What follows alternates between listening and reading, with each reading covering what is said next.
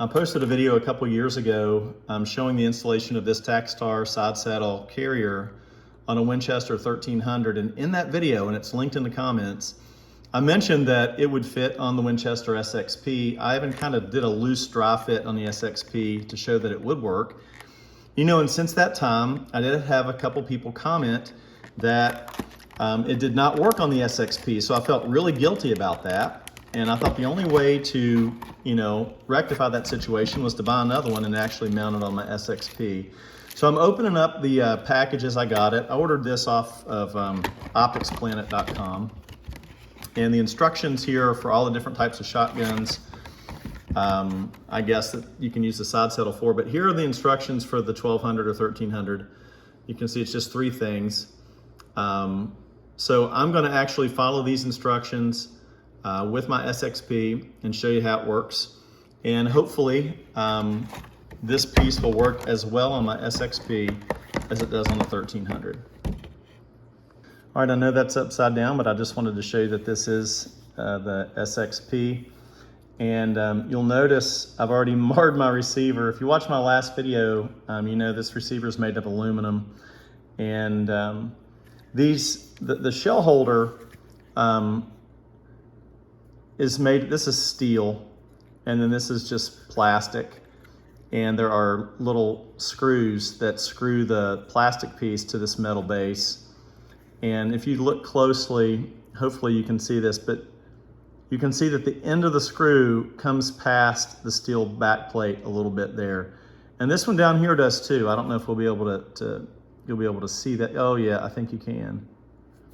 Let's see, right there. You can kind of see how it sticks out. So the way to fix that is you would have to back those screws out and sand them down or grind them down. I didn't do that, and as a result, I marred my receiver. If you're putting one of these on a shotgun that you love, that you don't want to scratch, don't use this thing. It will absolutely scratch your gun. I said that in my last video. But to me, this is a defense shotgun, so I don't really care. And the key thing that we're looking for here is that when you put this on, that this hole back here lines up with this pin, because we're going to take this pin out and replace it with this screw. So, and we're going to come in from the other side so that the screw will go in on the back side like so, and come out this way and screw into the shell holder here like so. And that's not in focus, but you get what I'm saying. Well, so we had a poster that said the thickness of the SXP was too wide here to accommodate this channel. And you know that he was right. And I want to thank you for pointing that out.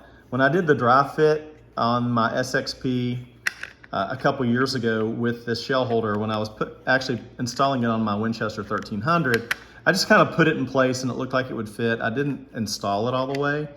So, I feel like I owe it to the SXP crowd out there to show you that I think you can still use this shell holder. And what I'm going to end up having to do, when you look at this, a couple things. So this doesn't want to sit all the way down, and you'll notice on the back side there's a gap here between the receiver and the back plate. And this tongue is what's keeping this from sitting flush. But this is all metal on the back. Remember, this is metal on this side and plastic on this side. So this tongue is metal, and I'm going to go out and put it in my vise, and I'm going to bend it a little bit. And my thinking is that if I can bend it along here and flatten this area out here, it should set up against the receiver. I'm going to try to leave this untouched. The reality is, if this channel is in the ejection port and you got the screw in here, it's not going to go anywhere. This really isn't going to do much. So as long as it doesn't have to be perfectly touching the top of the receiver, but I'm going to bend it just a little bit at a time and just check fit it along the way and go from there. Now, I will say that to get this to sit flush though, what you want to do is, again, I'm checking, you can see that looks like it's going to line up okay, but I just set it in place like this. I got me a mallet that's kind of rubber or plastic, and just hit it on there, you know. And by doing that, what's going to happen is you'll see this channel is bent out a little bit now. So maybe it was like this, and now it's bent down some. My crooked finger, it's probably not easy to see that, but you know, the idea is I want the bottom here fitting flush with the bottom of the receiver here. So again, you know, those screws are going to mar this up. I don't care. This is a home defense shotgun, and once this is on, you'll never see this. And I have no intent of ever reselling this, or, you know, this certainly isn't going to be a valuable shotgun one day. And this absolutely will not affect the performance of the shotgun at all. So I'm going to go bend this in the vise, and literally, I don't know that I'm going to video that or not, but we'll bring it back and see how it fits. All right, well, I'll do my best to show you how I'm going to do this. So you can see, I'm just taking that and putting it down in the vise. I'm going to clamp down on it. And it doesn't have to be super tight, but you can see how, you know, this is in there. And I'm going to attempt a video while I do this. We'll see. But all I'm going to do is try to bend up on this a little bit. And you know, that's flexing a little bit. I'm going to lift it out so I can get some more leverage. And I know the camera's going to be shaky a little for just a second, but you can see. So what I did here is I pulled that tongue up a little bit. And obviously the teeth of the vise are going to mark up that tongue some. But I did have it all the way down. This is going to give me a little bit more leverage. We'll see how this works here. I feel like I'm bending it a little bit. So let's take that out. And take it over to the shotgun. If we can get it to focus. I'm upside down, aren't I? It would help if I weren't upside down. Okay.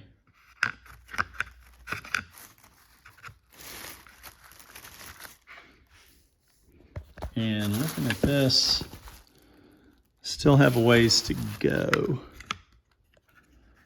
All right.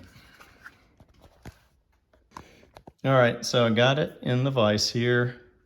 You can see I literally just clamp that tongue down in there. I'm just going to pull up on it and hopefully bend it enough.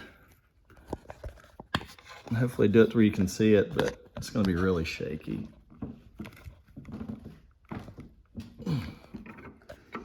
We'll see. It felt like it moved a little bit.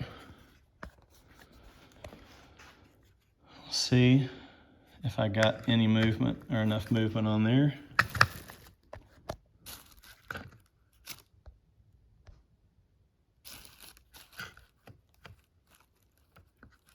Okay, that's where that needs to be.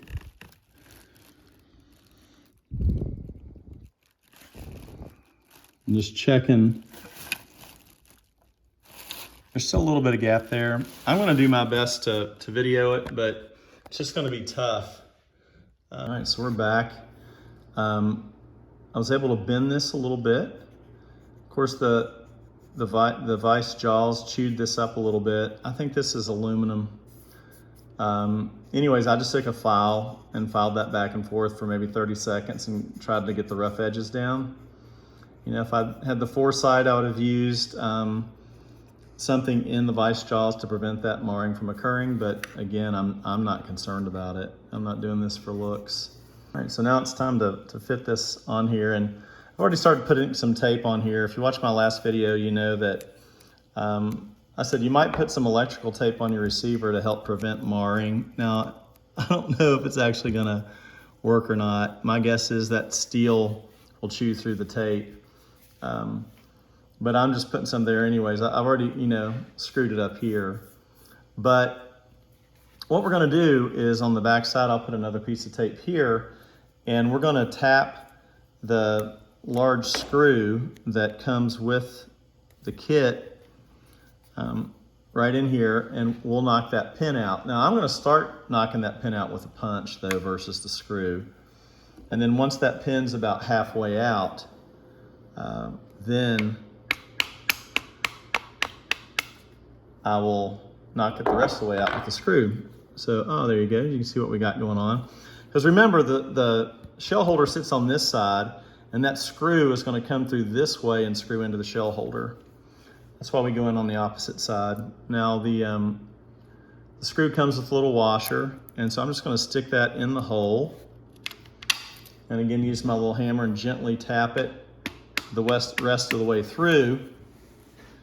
And what will happen is that pin will just fall out on the other side. So there you go, that's that. And now it's kind of the moment of truth. The kit does come with a little Allen key, and I'm going to attempt to put this holder in place and get that screw lined up with the hole. And then, where you can see. And then if I can get this screw into the back of that plate, it'll work. And it is going in there. Now, you don't want to like really cram it down super tight, but looking at this, you can still see a gap there, and you'll notice here that there's still a considerable gap, which means if I bend this more, it will allow this edge to sit flatter against the receiver. And that's probably something that needs to be done. You know, as I'm messing around with this, I definitely think that I need to bend this a little bit more. But the good news is it looks like it's going to work, and just do a couple. I mean, that is sliding just fine. So I'm going to take this off, bend this one more time, and fit it up. We'll see how it goes. All right, so all I did was I went and bent this tab a little bit more. And as you can see, it is not perfect. I mean, you can see a gap down between there. Having said that though, this thing is tight on there. You can see down in the ejection port that this piece is completely over and tight fitting in here. Granted, I did have to hit it with my hammer to make it fit, but it definitely will seat in there. And this thing is, I mean, it's on there solid. You know, there's no movement at all. And as far as it, you know, working, there's no binding. I'll have to move my phone over here, maybe so you can see it. But there's no binding. Everything's working just fine. Trigger works, pump it, safety works. You know, I didn't say it at the very beginning of the video, but it goes without saying, you always check to make sure you have an unloaded shotgun. I think that was pretty obvious from the video that you saw it. But so the truth is, does it fit the SXP with some modifications? Yes, it does. And I'll leave it at that. I wish it fit perfectly. I apologize to any of the folks that bought this thinking that it would just easily mount to their SXP without any modification. That apparently is not the case based on my experience here today. But I'm really pleased with the result. And I love the idea of, you know, having the ability to put 6 shells here on the side on my SXP. So that being said, hope you all have enjoyed this video and appreciate it. Thank you.